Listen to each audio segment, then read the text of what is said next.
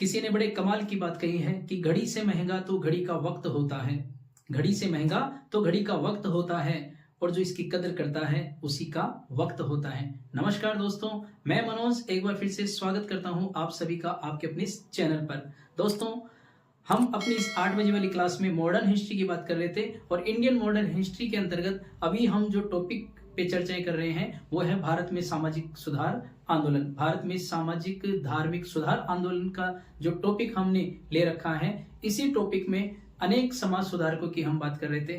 Class कैसी लग रही है थम्स अप करके कमेंट करके बता दीजिएगा, आपका जो संदेश है हमारे तक पहुंचा दीजिएगा। दोस्तों, इसी कड़ी में हम बात करने वाले हैं कि किस तरीके से राजा राम मोहन राय ने, दयानंद सरस्वती ने समाज को एक नई दिशा दी है। और इसी कड़ी में अगला जो नाम आता है वो आता है ईश्वर चंद्र विद्यासागर। नाम कोई छोटा नहीं है, हम कह सकते हैं कि प्रसिद्ध दार्शनिक रहे हैं, शिक्षाविद रहे हैं, समाज सुधारक रहे हैं, जनहितैषी रहे हैं, सोशल इन्फॉर्मर रहे हैं। जी हाँ, अपने आप में एक बुद्धिजीवी, ज्ञान के प्रति जागरूकता रखने वाले ईश्वर चंद्र विद्यासागर को कौन नहीं जानता होगा। अब हम बात करेंगे किस तरीके से ईश्वर चंद्र विद्यासागर ने अपने जीवन काल में भारतीय समाज को एक नई दिशा, एक नई प्रेरणा दी थी। दोस्तों, अब इसी कड़ी में हमें इनके सामान्य परिचय के साथ साथ इनके योगदान पे चर्चाएं करनी है, तो वीडियो के साथ में बने रहिए। तो प्यारे बच्चों, हम बात कर चुके हैं किसी भी समाज सुधारक को अगर हमें पढ़ना है तो सबसे पहले हमें उसके सामान्य जीवन परिचय को देखना होगा। हम बात कर रहे हैं ईश्वर चंद्र विद्यासागर। ईश्वर चंद्र विद्यासागर, अगर हम इनके जन्म की बात करते हैं तो इनका जन्म होता है 26 सितंबर 1820 को। तो सबसे पहले तो जन्म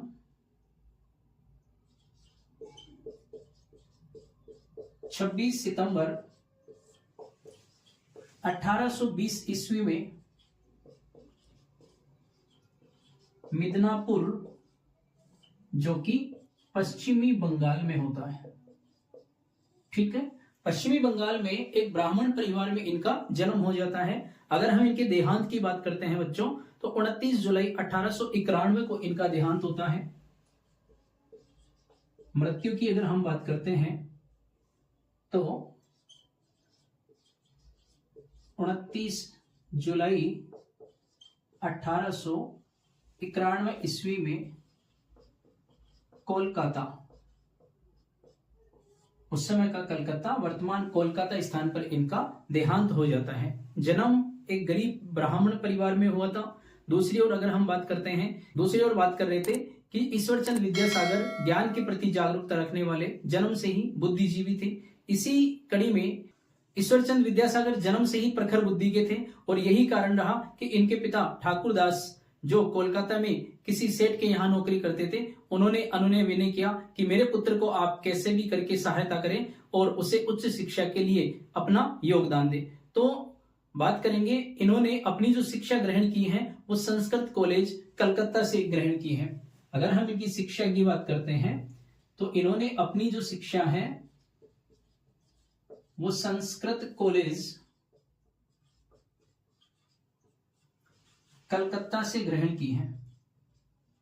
ठीक है, इसके बाद में 21 वर्ष की आयु में ये फोर्ट विलियम कॉलेज कलकत्ता में संस्कृत विभाग के प्रमुख भी नियुक्त किए गए थे। अगर हम बात करें तो 21 वर्ष की आयु में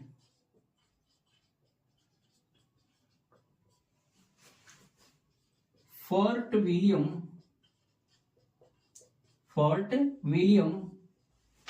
कॉलेज कलकत्ता, और यहां पर संस्कृत विभाग के प्रमुख इनको नियुक्त किया गया था। ठीक है, सीधी सीधी बात करते हैं कि इन्होंने संस्कृत के साथ साथ अंग्रेजी और बांग्ला भाषा का भी अनुभव लिया। दूसरी ओर अगर हम बात करें, इनकी साहित्यिक रचनाओं में बहुत सारी पुस्तकें इन्होंने लिखी हैं, लेकिन एक महत्वपूर्ण पुस्तक इनकी जो समाज को एक नई दिशा देती है, इनके द्वारा लिखी हुई जो पुस्तक है वो आ जाती है विधवा पुनर्विवाह।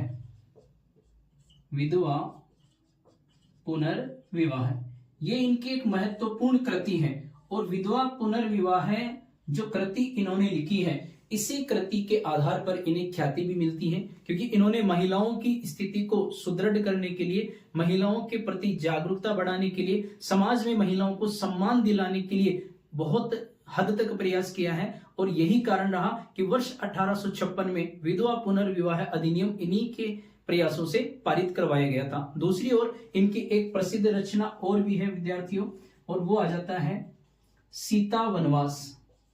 सीता वनवास, ठीक है। अब योगदान की हम जैसा कि बात कर रहे हैं, इन्होंने समाज को जो योगदान दिया है, एक तो गरीब तबके के लोगों को योगदान दिया। गरीबी से जूझ रहे, गरीबी से परेशान लोगों के साथ में, दुखी लोगों के साथ में इन्होंने अपना जीवन जिया। जो भी इनकी आमदनी थी वो गरीबों में ये बांट दिया करते थे। तो गरीब लोगों के उत्थान के लिए, उनको सामाजिक सम्मान दिलाने के लिए उन्होंने प्रयास किया है। दूसरी ओर हम बात कर रहे थे महिला उत्थान को लेके, दूसरा जो बड़ा योगदान है वो महिला उत्थान के लिए इन्होंने कार्य किया है। और महिला उत्थान करने के लिए इन्होंने स्त्री शिक्षा पर बल दिया। इन्होंने स्त्री शिक्षा पर बल दिया। कहते हैं कि अपने जीवन काल में लगभग 35 कन्या विद्यालय या स्कूल इन्होंने स्थापित करवाए थे, ताकि कन्या विद्यालयों का एक उद्देश्य था कि बालिका शिक्षा को ज्यादा से ज्यादा बढ़ाया जाए और बालिकाओं को उनके अधिकारों के लिए जागरूक किया जाए, ठीक है। इसी कड़ी में अगर हम बात करें तो वर्ष 1856 में इन्हीं के प्रयासों से 1856 में विधवा पुनर्विवाह अधिनियम पारित करवाया गया। अगले योगदान की अगर हम बात करते हैं तो समाज में जो रूढ़िवादिता है, समाज में रूढ़िवादिता पर प्रतिबंध लगाने का प्रयास इन्होंने किया था। समाज को एक नई दिशा देनी थी, तो शिक्षा में सुधार करना था, ठीक है, रूढ़िवादिता को दूर करना था। इस तरीके से ईश्वरचंद विद्यासागर ने अपने जीवन काल में दो महत्वपूर्ण कार्य किए हैं। एक तो महिलाओं के उत्थान को लेके, और दूसरा इन्होंने जो परंपरागत रूढ़िवादिता थी उस रूढ़िवादिता का विरोध करके भारतीय समाज को एक नई दिशा दी थी। तो प्यारे बच्चों, आगे की इस कड़ी में अब हम बात करने वाले हैं सामाजिक धार्मिक सुधार आंदोलन में एक और महत्वपूर्ण व्यक्तित्व का। जी हाँ, महान संत और हमारे आध्यात्मिक गुरु कहे जाते हैं स्वामी विवेकानंद। आप सभी को पता होगा, उठो जागो और तब तक मत रुको जब तक आप अपने लक्ष्य की प्राप्ति नहीं कर लेते। ये वो संदेश है जो स्वामी जी ने देश के सभी युवाओं को, सभी नागरिकों को प्रेरित करते हुए कहा था।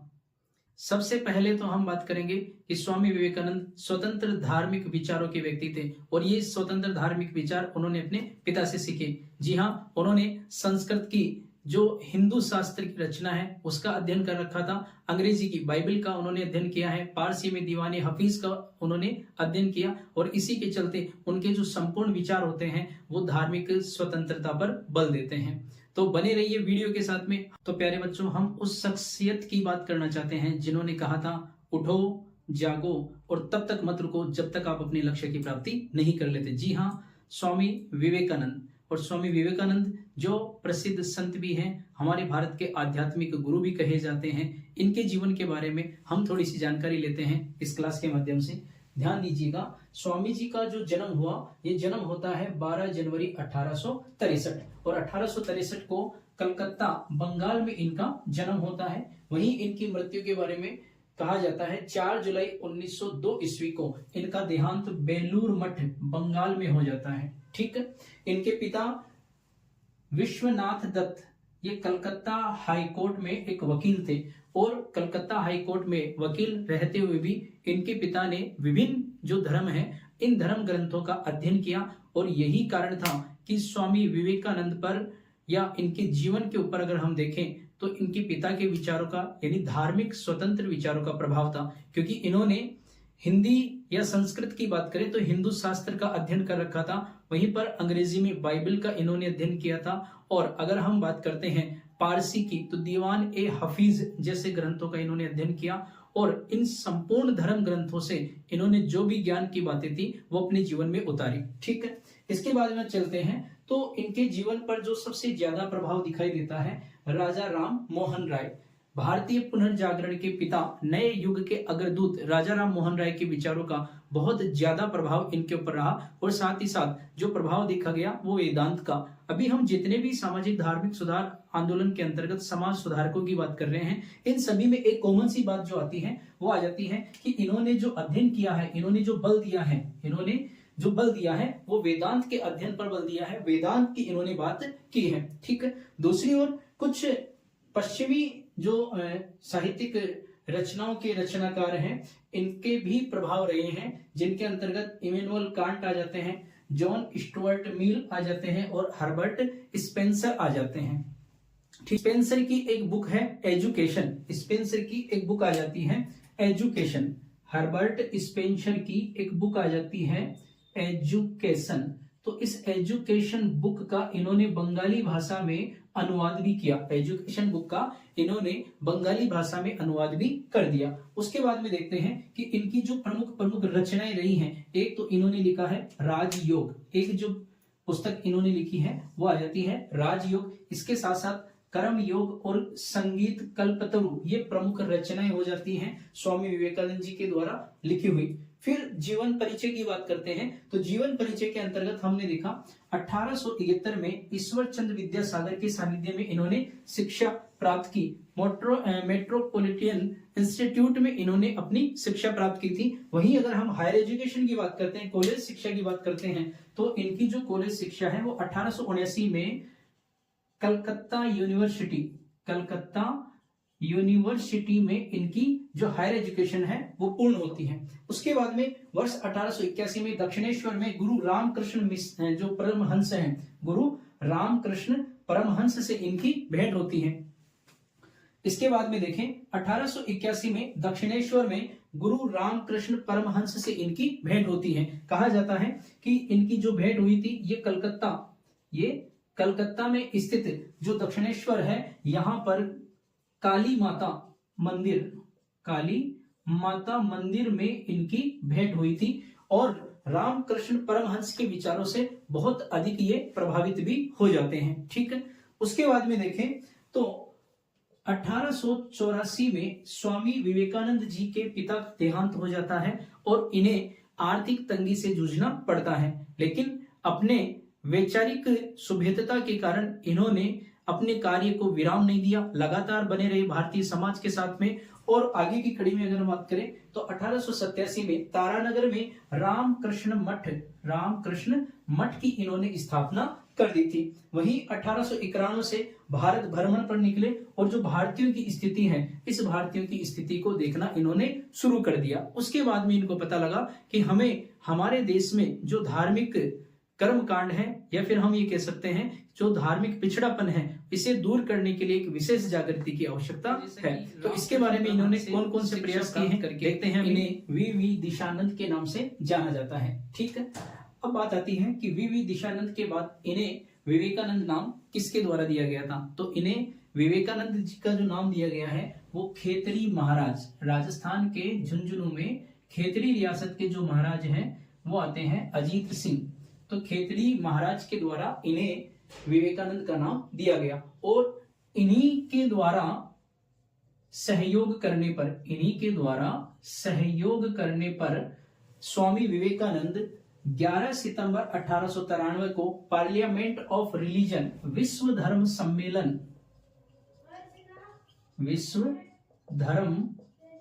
सम्मेलन में पहुंचते हैं और भारतीय संस्कृति का प्रतिनिधित्व करते हैं, पूरी दुनिया में छा जाते हैं। क्योंकि जब इन्होंने वहां पर अपनी धर्म के प्रचार के लिए या अपने धर्म की जानकारी के लिए जैसे ही आवाज शुरू की थी, जैसे ही इन्होंने अपना वक्तव्य शुरू किया था, इनके पहले जो शब्द रहे थे वो थे मेरे प्यारे भाइयों और बहनों। ठीक है, my all brothers and sisters. और यही वो शब्द हैं जिन शब्दों के द्वारा स्वामी विवेकानंद पूरे दुनिया में दिलों पर राज करने लग गए थे। ठीक, दूसरे धर्म सम्मेलन में हिस्सा लेने के लिए जब ये अमेरिका पहुंचते हैं और वहां अलग अलग देशों के जो प्रतिनिधि आए हुए थे, तो सभी प्रतिनिधियों ने अपने अपने जो धार्मिक ग्रंथ हैं वो अपने साथ रखे हुए थे। एक किस्सा आता है कि जब स्वामी विवेकानंद एक हॉल में बैठे थे, तो किसी अंग्रेज अधिकारी ने इनके द्वारा लाई गई जो गीता की पुस्तक है, जो गीता हमारा धार्मिक ग्रंथ है, उसे टेबल के ऊपर रखा और अन्य सभी लोगों के द्वारा लाए हुए जितनी भी कृतियां, उनके लेख या फिर उनकी जो साहित्यिक रचनाएं थी वो उनके ऊपर रख दी। ठीक है।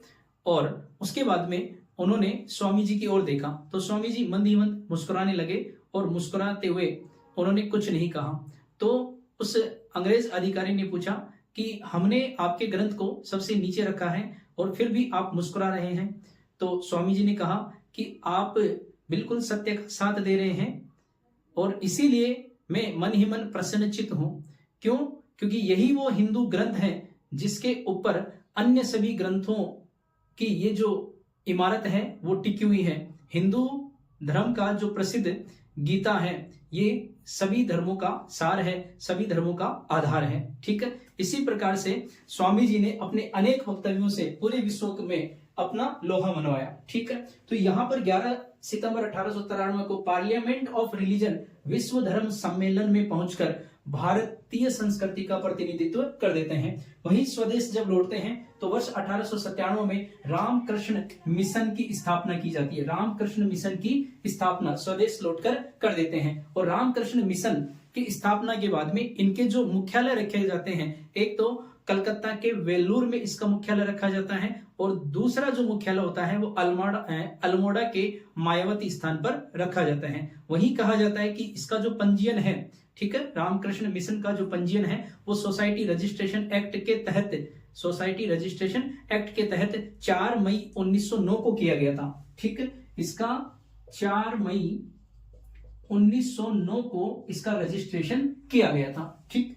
इसके बाद में देखें वर्ष 1900 में पेरिस यानी फ्रांस के पेरिस में पहुंचकर और वहां धर्मों के इतिहास के सम्मेलन में इन्होंने भाग लिया था। इसी के साथ साथ सुभाष चंद्र बोस ने इनके इस योगदान के लिए इन्हें राष्ट्रीय आंदोलन का आध्यात्मिक गुरु कहा। राष्ट्रीय आंदोलन का आध्यात्मिक गुरु किसे कहा जाता है? तो स्वामी विवेकानंद को कहा जाता है। और किसने कहा है? तो हम बात कर रहे हैं सुभाष चंद्र बोस की। इसी के साथ साथ स्वामी विवेकानंद ने भारत के जो शिक्षित भारतीय थे, इन शिक्षित भारतीयों के लिए एक विशेष संदेश छोड़ा और ये जो विशेष संदेश था ये आ जाता है दोस्तों कि जब तक करोड़ों लोग भूख और अज्ञान से पीड़ित हैं तब तक मैं हर उस व्यक्ति को देशद्रोही समझूंगा जो उनके खर्च से शिक्षित बनकर उनके प्रति तनिक भी ध्यान नहीं देता, उनकी ओर ध्यान नहीं देता। यानी इन्होंने भारतीय शिक्षित लोगों से कहा है कि आपको हमारे देश की उस जनता का ध्यान रखना है जिनके खर्च के ऊपर आप शिक्षित होकर यहां तक पहुंचे हैं। ठीक है। तो दोस्तों कैसी लगी आज की क्लास?